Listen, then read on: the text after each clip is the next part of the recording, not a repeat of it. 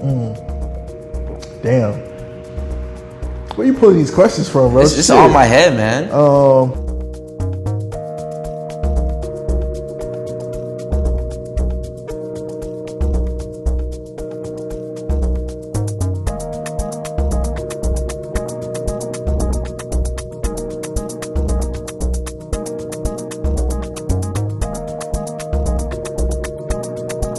Welcome back to Ade Talks 2. My name is Ade Dina. This is a show where I want to talk to interesting people from all spectrums of the world. Tonight, we will be talking to Spike Chester, rapper, musician, producer, visionary. Thank you for coming on the show, sir. Dang, hell of an interview, bro. Yes, sir. How you been? I'm good, brother. It's good. How are you? Oh, I'm doing okay. I'm doing better than I'm with you. Cool. Yeah. Thank you for having me, bro. Yeah, it's good. Most Pleasure to definitely. be here. And I wouldn't have you any other way. For sure. Okay. First things first, always gonna start from the beginning. Yeah. How did you kind of get started in music? Like, what was like your? I think I want to make music. You know, how was that? Honestly, bro, it was probably like in church, right? So I come from a religious family, and we went to church pretty often every Sunday. And my first introduction to music is through the choir. So, you know, you got the choir, you got the drummer, you got guy on the keys. So a lot of music, you know, I grew up around it, just seeing it, being embellished in it. And then as I got older, started hanging around my older cousins, you know, they're playing rap music. So it's like I'm getting this crazy, like, dynamic, you know, like it's gospel from my parents, R&B from my sister, and then I'm with my cousin, he's playing rap. So it's like, it was this melting pot of influences. And so by the time I got to like my teenage years, like 13, 14, like, bro, I was just digging into whatever I could like listen to. And it kind of just took off from there, and I always loved to write, you know. So that kind of just snowballed into me. It was like, well, let me try to write some songs. And that shit was honestly, it sucked at first. Like, I mean, all of us, every creative. Like, you gotta stop. I feel like you gotta you actually have to go through your horrible stage. That's what I'm saying. Like, you gotta get the whack shit out. Can I curse? No, yeah, you can do what the fuck you want here. You gotta get the whack shit out first, like, to kind of develop, you know, who you are and the story you want to tell and what you want to represent, and then you kind of like go from there. So that was kind of just my introduction into music. Were you in the choir? Did you play drums? What did you do? Nah, I actually wasn't. I was in band in grade school all the way up until high school. Sheesh. I played saxophone. Oh, snap. Yeah, so I was not expecting to hear that at all. Yeah, I was in like marching band, concert band, whole thing, and I was playing sports too. So by the time I got to high school, you know, I kind of had to pick between like what I wanted to be in the band or I wanted to be in sports. So I just picked football, and I just got out the band. I didn't really like it anyway, but I always loved that, you know, we got to play like music that I'm hearing on the radio. Like, that shit was always cool to me that we could just play that in the band. So it kind of just tied everything together for me. So yeah, bro. How do you think that translates into the music you make now? I think subconsciously it plays a part. I think it plays more so a part in my palette and what connects to me. Every time I make music or put out a body of work, it has to connect to who I am as a person, and that being embedded in my DNA. Whether I'm making like a song like Debo Mode or I'm making a song like Run It High, like, they sound completely different, but they all connect to me and my DNA and what I witnessed and been through in my life. So it just plays a part in more so my decision making on what I like to hear, what I want to hear from me, what story I want to tell. Okay. Great answer. Yeah. Because speaking of like how you were saying people around you, you heard like obviously you was in church, but then like maybe like more, you know, female people in your life were listening to like R&B, and then some of the guys were listening to rap. What would you say are like your biggest influences like growing up? Like who specifically, even genres if you want to go that broad? I mean like genres or people? Both. You give me both. People, I wouldn't say I was necessarily influenced by people. I like to think I've always been my own individual.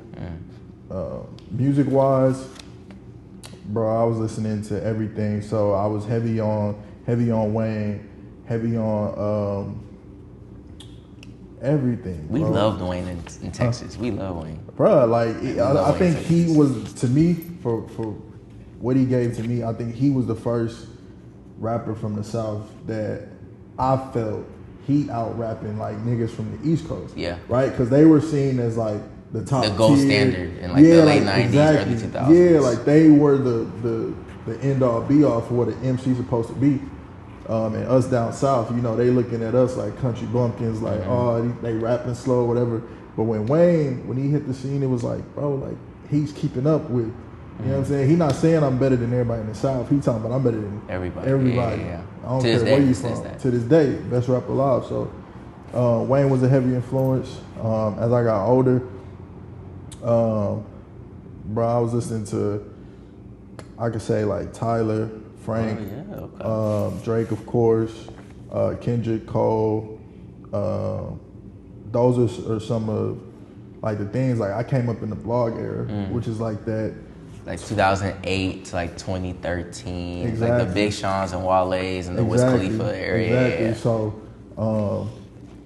that was kind of like, that made rap music real to me, you know, because these are people who are, you know, they don't seem like big stars on the television. These seem like everyday dudes that I can bump into. So it made it really real in my face, and they're putting out mixtapes on sites that I can also put you can music just get on. it's Spinrilla back then. And it's free, you know. You had live mixtapes, LimeWire, Hot New Hip Hop. Remember that? Hot New Hip Hop, Two Dope Boys, Nah Right. So yeah, man, getting into all of that, it kind of just like, it made shit real for me. So I would say that's my biggest influence. I would say I'm more so influenced by culture and that blog era between that time frame. That was definitely, anything that was coming out, I was eating it up, digesting it for sure. Okay. Damn, blog era was crazy. I look back, it's cringe in certain moments now when you look back. It was really bad. Like them early Big Sean like songs. No offense to Big Sean, because he was my favorite rapper like 2010, 2011. But like looking back, I was like, yeah, it was a different time. I think what I appreciated the most was the energy behind everything, right? Everything was so grassroots. Yeah. And you saw artists really embracing technology. Album sales weren't doing great at the time. You got to remember, like Wayne sold 1.5 million first week with Carter 3. Yeah. And after that, then you get Napster and all this shit that come along, and album sales aren't doing as good because I can go rip the music for free. Which Carter 3 did leak early, remember? But we were like, a lot of people held it down and didn't listen to it. Like they just still bought it regardless. I listened to it, but but nah, man, like it was so grassroots, and I really just became a fan. That's when I would say that's when I fell in love with hip hop. It was around that time. I feel like this next question goes directly into that. I think with the advancements in technology, like more companies like United Masters, the independent route is something that's a lot more viable in today's day and age. For sure. Like why is being independent like special to you or like important to you specifically? That's always like a funny question when people ask me that, because I feel like to me, like it seems like there is this like what's the word? Anti-establishment? No. Yeah, well, we like to champion like independent artists, right? To me, like there's little to no like nobility and independence, right? But these are things that artists have to do out of necessity, right? So if you were to ask me, like, I would rather much so be signed to like a major label. Really? But they don't treat artists right. So I had to reject that notion in my mind and say, okay, well, now out of necessity and to protect my art, I have to do it on my own. You get what I'm saying? Yeah. Because if these companies was treating artists right, there would be no problem. You know what I'm saying? Like that's, fair exchange, no robbery. But we know that's not the case. So I didn't always have a dream to be, independent and doing my own thing. Yeah, I'd be a lie if I told you that. but I'm definitely embracing the challenge, and I love it.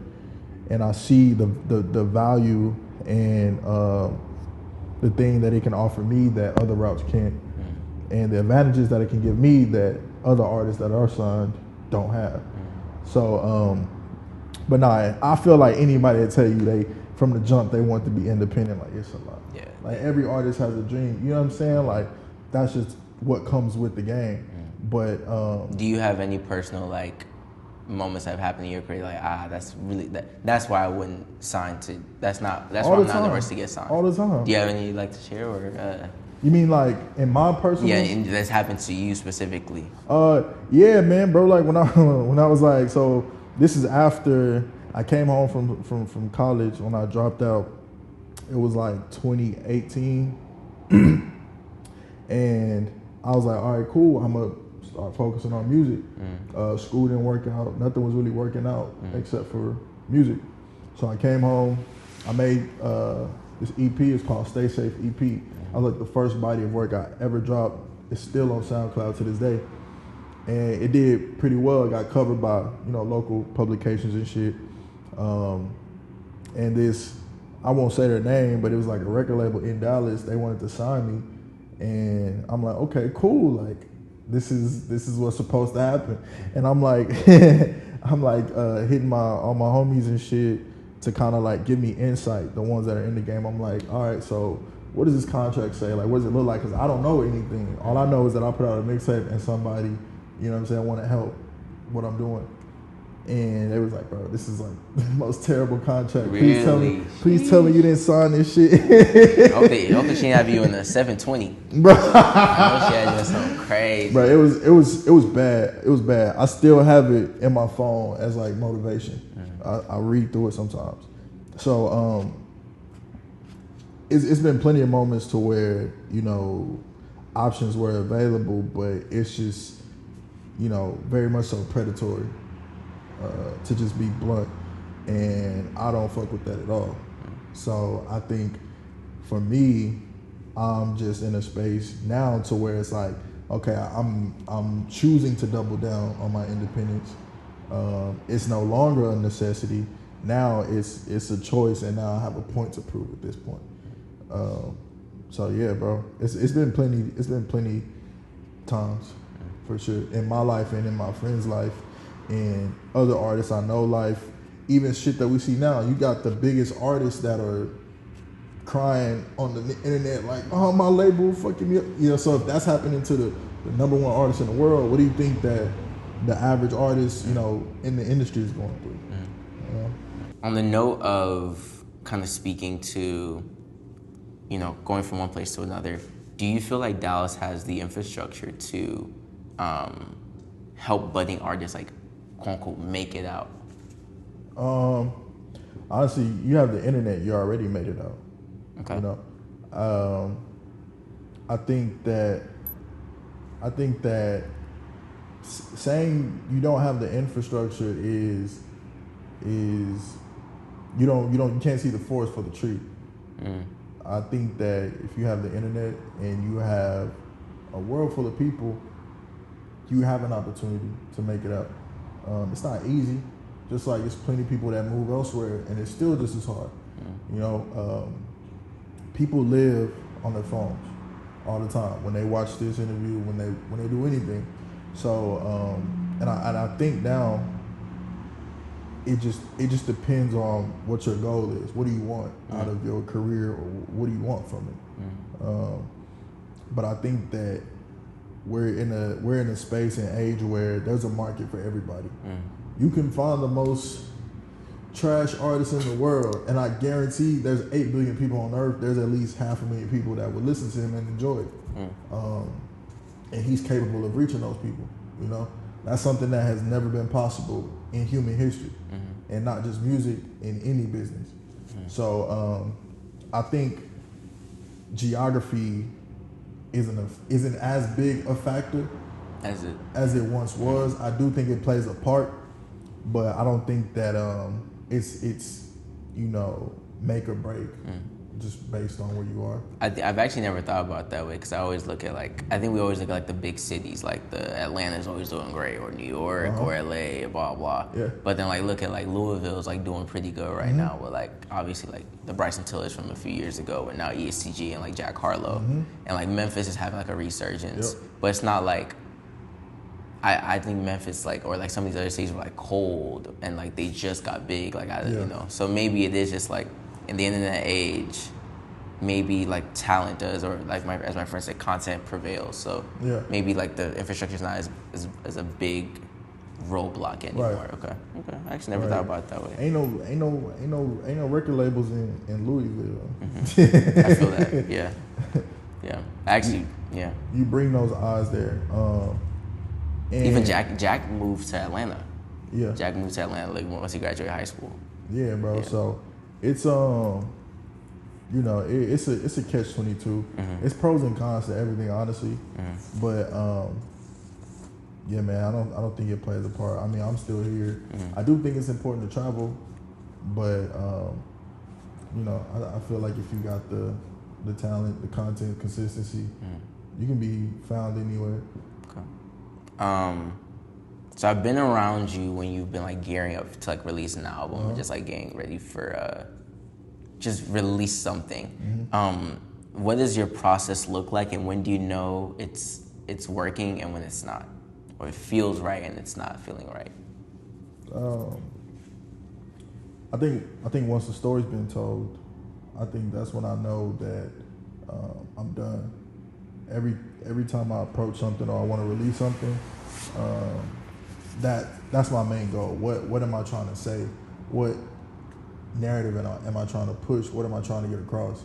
And once I feel I've done my part in creating that story for people, that's how I know when it's done, and that's how I know it's ready for release. And then it's just about packaging it so people can digest it. But you'll know when it's done. I think the intentions when you start will tell you when you're finished. If you set your end goal post, right, you'll know once you hit those benchmarks. You'll know when you finish. It'll just be a feeling. So that's just kind of where I go. Okay. But during, what does that look like for you? During, it's fun. It's fun. I was just telling the girl back there, it's very fun. Making music, it's extremely rewarding. I think I find more value in creating it than actually releasing it. Just because there's no rules, and that's something that I think the arts is so beautiful because it's one of the last few things that we have where there's no rules. Nobody can tell you how to sing. Nobody can tell you how to rap. Nobody can tell you how to dance. Nobody can tell you how to produce. It's literally you make your own rules. So that's my favorite part. Getting to see ideas from my head, coming to fruition. That's so satisfying to me. I can relate to that for sure. Yeah, exactly. Yeah. So releasing it it's fun. Also, because people can also identify with the story you're telling. And put themselves and what you have a different experience, but they're putting themselves in whatever you're making. Now they get their own. Yeah. Exactly. They can interpret it their own way. All these kinds of things, man. I think art is just it's so boundless and it's so free, and it's one of the last mediums that we have. And it's extremely important that we protect it, and that we nourish it and we cherish it. Because once it's gone, bro, it's gone. Yeah, it's going to be a bland world without art. Exactly. Yeah. Exactly. Yeah. So you made an effort on your last project to make, with Retrograde Theory, to make something really bite-sized, something really easy to digest. Could you expand on that approach and why you made something a bit shorter, not a dense 1 hour album? It wasn't on purpose. There is a reason behind why it's 20 minutes.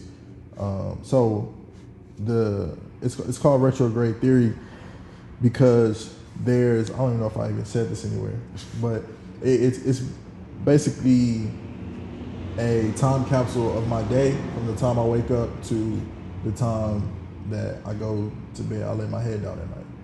And it encapsulates all these different emotions that I go through within a day. The album is 20 minutes. And I read somewhere that it takes like 20 minutes to fully process an emotion. Like when you're angry, like it takes 20 minutes to really understand why you're angry, who made you angry, what is it that really is fueling that.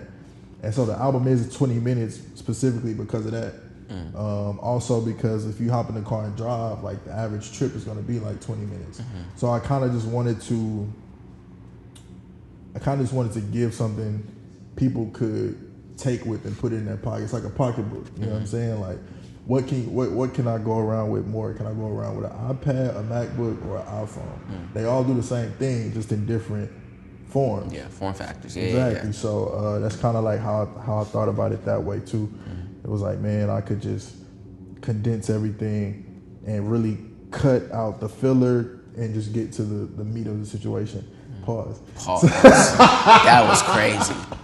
That was insane. That was a crazy Cameron would not let that one slide at all. That was insane. Would you ever make a dense, like, longer album? Probably not. Really? You try to keep it like the 9. You've been like doing like 9-track. Yeah, because I feel like it was a deluxe once. Yeah, oh yeah, if it's a deluxe, right? So we had Milk and Honey, which was like 9 songs. The deluxe had like 4 extra songs. But even still, those were separate. You know, I didn't put them all on one sequence. So I think the stories that I want to tell, they don't take, an hour long. I know what needs to be said at certain points. And honestly, if it does take me an hour to get my point across, you know what I'm saying, then so be it. But I found what works for me is, no filler, condensed. It just makes things more, efficient in my eyes. I can see that.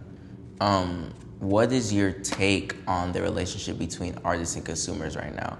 Things are very microwave and snippet heavy, and people are like, drop this immediately, or what's your take on like the relationship between consumer and artist right now? I think 2 things can be true at once. I think that fans can be slightly not concerned about what the artist is going through in their regular life. And also I think artists can be very ungrateful for the people who support them. I think there's a happy medium there.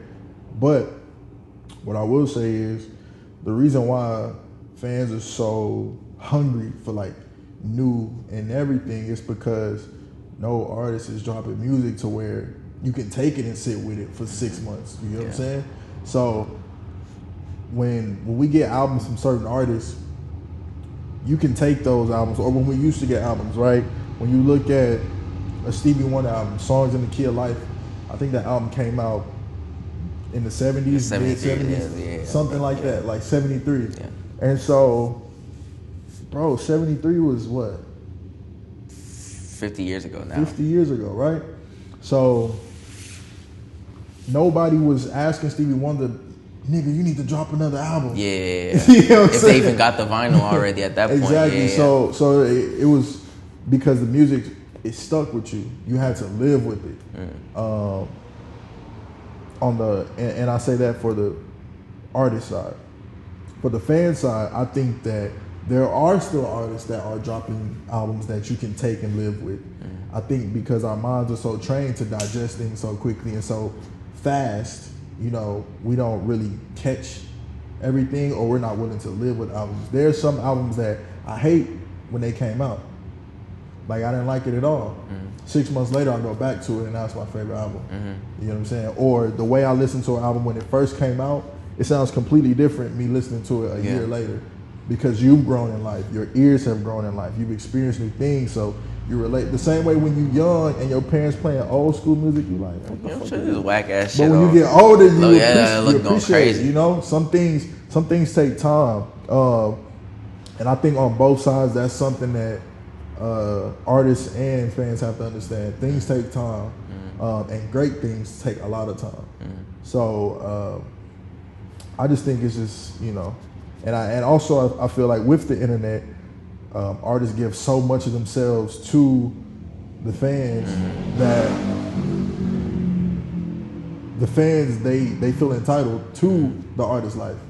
But it's like, which came first, the chicken or the egg? Did they get too much of your life, now they feel entitled, or did you give them too much and now they're expecting that? It's just so weird, you gave them something to expect, or exactly. they expecting something out of you that you didn't even really want to give them to expect. Exactly. So it's just it's an interesting relationship, but it's no, I mean it's true. I mean there are a lot of albums or like songs you heard and you're like, that's whack, or like you liked, and then you go back, you have a completely different way of thinking on them. And I'm not saying the internet or like music today or fans our literacy level has gone down. I just feel like maybe because we have the opportunity to say things, we feel the need to like maybe get embarrassed if like we change our opinions on that. Like I can listen to something and all my friends can know like, I thought that was whack, and I can't go back months later and be like, actually, so yeah. I don't know what it is, but I definitely do feel like there has been a change in just how we like interact with art and media and whatnot. Cause I think that we don't allow music to feed us anymore, myself included at times. I think the purpose of music, art, anything is to feed our brains. We have food to feed our physical body. We have arts, right? Publications, TV, film, anything to feed our brain. And I think that, we're just eating the food so quickly, bro. Like you're not even tasting the food. You know how they say you gotta chew your food 100 times before you know what I'm saying? Like you're just swallowing the shit whole. So it's like with that pause. Jeez Louise. Oh my God. That was a wild one. That was crazy. That was a wild one. That was crazy. But it's the second strike there. Whoa. Jeez. All right, slow down now. But yeah, man. I don't want to harp too much on it, but it definitely is. It's a two-headed monster, right, on both sides. I feel you. Yeah, for sure. Also, speaking of like how we're like microwave, do you feel like there is a return on investment in like a good music video in today's day and age? Honestly, there isn't a. What do you mean by a return on investment? So back in the day, there used to be like everybody has to have like a multi-million-dollar music video. Hype Williams has to do it, Different Architects has to do it, and it would be on like 106 in Park or like or these other things, and like you would hopefully get like a new ear. Do you feel like nowadays like music videos have like a similar translation to like getting to audiences, especially like on the bigger level, but also like on like the smaller level, like local artists, quote unquote? I mean, I feel like yes.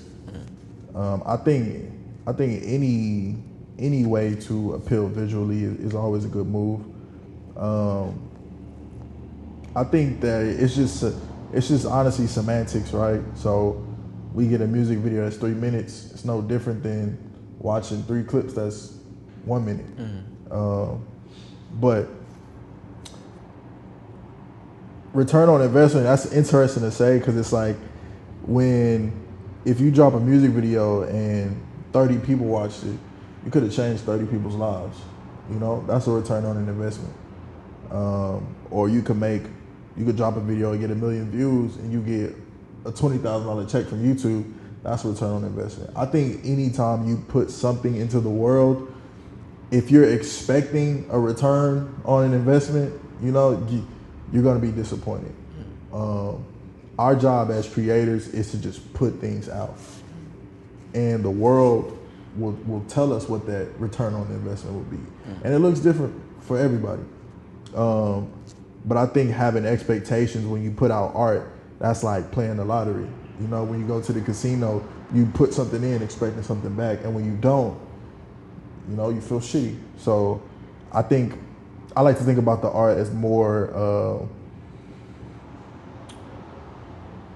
more important than that. I like to push back on that only because, but to a certain extent, we do like external things to kind of get new ears to a certain extent, especially like if you're like a record label, like a record label artist, you're given a budget, right? And that record label to a certain extent is gonna want that money back, or like they're giving you a certain budget because they're expecting that it will come back in another way. So I do feel like we should be doing art for art's sake, but I do feel like, do you not feel like there should be any sort of like hopeful expectation or like tangible data analytics that we're like, okay, we did this and this is what we kind of got back from it, or we're hoping to get back from it. Right. So that's where you get music, and then you get the music business. Okay. And that's where you get filmmaking, and you get Hollywood. You know, filmmakers make the movies, Hollywood sells the movie. Artists make the music, labels, they sell the music. So that's their job to get their return on investment. Me as the artist, my job is to give you something worth selling. My job ain't to give you your return on your investment. What you want me to do? I can't go pat niggas' pockets and be like, you know, give me $5 to give to my label. My job is to create something that people will be compelled to give y'all what y'all looking for, which is a dollar amount, which is sold out tours, which is a line around the corner for my knock-top sneakers. You know what I'm saying? So Drake probably didn't make them shoes to sell out. Obviously, in the back of his mind, he knows he's gonna sell out, but it's Nike's job to sell those shoes. His job is to put his art and his likeness into them, and that's what they pay him to do. So, even me being independent, I have multiple hats that I wear. Me as an artist, when I'm in the studio, I'm not thinking about what's gonna be, you know, will this sell or will this whatever. But when I leave the studio and now I'm Spike, the record exec for myself, I have to be like, okay, I have to be realistic with my own self, and say, okay, will people like this? Will they fuck with this? What can we get out of it? But I think the two don't correlate. You can't make art expecting a return. Okay. It'll have you subconsciously compromising yourself. I can see that. Yeah. I can definitely see that. All right, we're nearing the end of the interview, so I'm gonna do a special segment called Ade's Choice. It's just some quick fire, this or that. All right. Hopefully you don't feel too pressured by this. All right, so first one, 90s or 2000s R&B? Fuck. I say 2000s. Okay, I agree. Yeah. Why would you say 2000s? Right answer. 2000s because that's the R&B I grew up on. I think when you have artists like Usher, Alicia Keys, Mariah Carey, who else was going crazy? I was Chris Brown. CB, Trey Songz, Lloyd, Jeremiah. Neo had his run Neo, too. Music Soul Child, Jill Scott, Badu. I think that it was just so many superstars, R&B superstars. I think the 90s can be somewhat overrated for nostalgic purpose. I think there was a lot of things that were being done that we never saw before, right? So New Jack Swing was created in the 90s. And that was a whole new wave of things. So it leaves a stain on our mind like this is what the pinnacle the gold is. standard is, yeah. Yeah, but I feel like 2000 R&B, like Usher, bro, like nobody from the 90s was fucking with Usher. Nobody from the 90s fucking with Alicia Keys. Nobody from the 90s fucking with, damn sure wasn't fucking with Mariah Carey. Now those artists were. Emancipation? You know what I'm saying? Yeah, Destiny's Child, Beyonce. So, jeez. You know? You said everything I say behind closed doors because I get called names if I say it. So I'm glad you said it. Another one, Good Kid, Mad City to Pimp a Butterfly. Good Kid, Mad City. Another right answer. Yeah. Elaborate. Good Kid, Mad City, I feel like is every inner city youth's life. You have more kids that were good kids in Mad City than there were like bad kids. I think that in rap music, a lot of times, I ain't gonna say rap music, in society, inner city kids, whether you black, Hispanic, white, Asian, I feel like they get painted as all bad. And then you had Kendrick come out with an album that said, I am a good kid. I'm a good kid in a mad city, but I'm surrounded by these things. That was literally my life and a lot of people's life. You just trying to be better than what you're surrounded by. And I swear, like, that album just spoke to me. It came out, I don't remember. That's end of 2012. 2012? Yeah, I think I was like starting high school or something like that. Second year high school, something like that. So it hit like peak adolescence. Yeah, I describe Good Kid, Mad City. I think it's perfect hip hop, in my opinion. I feel like he does storytelling, he does hits, and he also does like ballad, like like a romantic song. Like it was like everything in one, and it flowed perfectly. And it was at a time when rap was trash. Like rap, like 20. Again, it's like after the blog era, so this is like we're going into 2012, 2013. You not hearing nothing but like DJ Mustard, Tiger. Hey, not too much, bro. Bro, stop. I'm from Texas, bro. Like I didn't really connect to any of that. But you wasn't really hearing much of really anything. I think the popular rapper at that time was Drake, Wiz Khalifa, Big Sean was still on his run. Wale was big Wale back then. was, you know what I'm saying? So for Kendrick just to come out with something like that, it was completely left the field of everything that was in right now. J. Cole was still making radio hits. Yeah, he had. What? Y'all need to stop doing that to him. He was not. He made Let Nas Down. Y'all are not gonna get over this. Okay, once he got to the second album, Born Sinner, which I think they came out.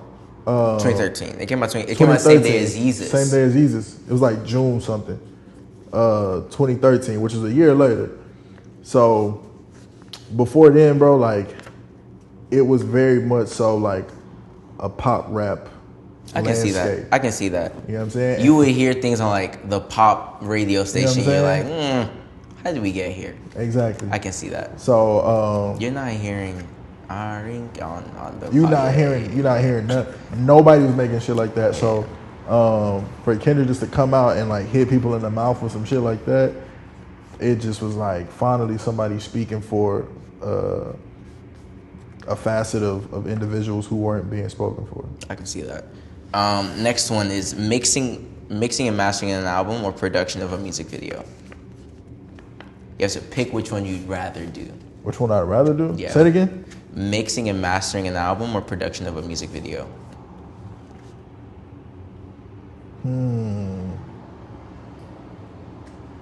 That's hard. Because they're both kind of like neck and neck. They speak to like different sides of me. I would say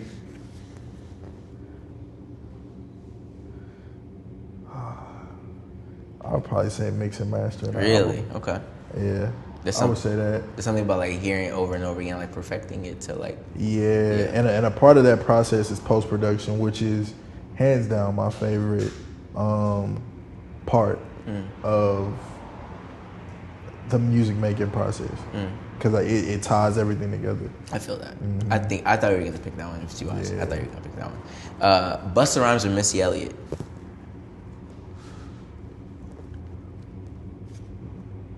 Damn. I took my time with these. I know, bro. I gotta pick one. Yeah, just one. I'm not gonna need you to explain. I won't let you. I won't put you down like that. I might have to go with Bus, bro. Oof. Bus. Oof. Yeah. Just like the impact that he had. You can't say it. You can't. They both are like you can't. But you gotta think, Busta like went into acting. He was doing movies. He was in a Halloween movie and shit. So it was like, and Busta, you know, even when Missy, she went on hiatus, Busta still got hits coming up until I feel like one of like Busta's like best performances on like Look at Me Now, which is like in 2011. Yeah, Look at Me Now. He had the Touch It remix, had like 50 niggas on there, bro. And Remember the BET Awards when they all came out? Yeah, I gotta give it to Bush. I'm not gonna lie. Making a hit. Okay, so sorry. Before I say this, I'm not implying that you know what these songs are gonna do, but you can. I think there's some times like, all right, I feel like this one's gonna. So sure. Making a hit or an album cut.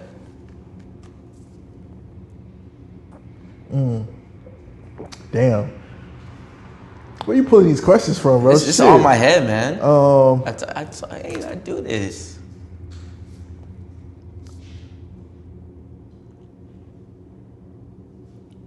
I'm gonna go with album cut. Okay. I'm gonna go with album cut. Only because I told you I don't really listen to my music once it's out.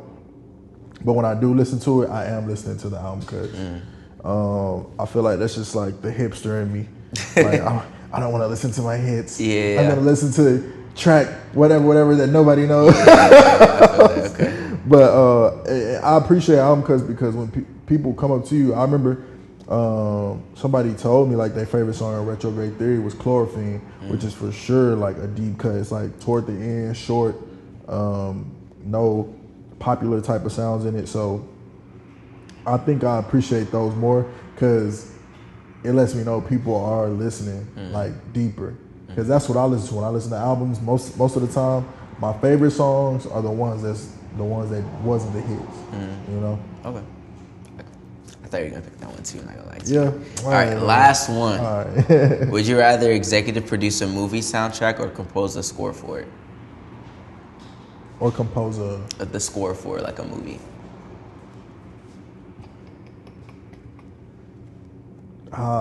Damn, bro.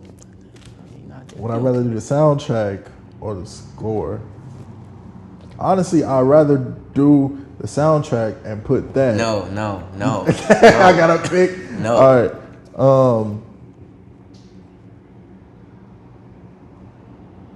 I'd probably do the score for sure. Okay. I'll probably do the score for sure. Okay. Yeah. Okay. Cause I'm like, if I watch the movie, I'm like, what if I don't get inspired by this shit, or it's just whatever. I think the score is way more fun for sure. Yeah. Okay.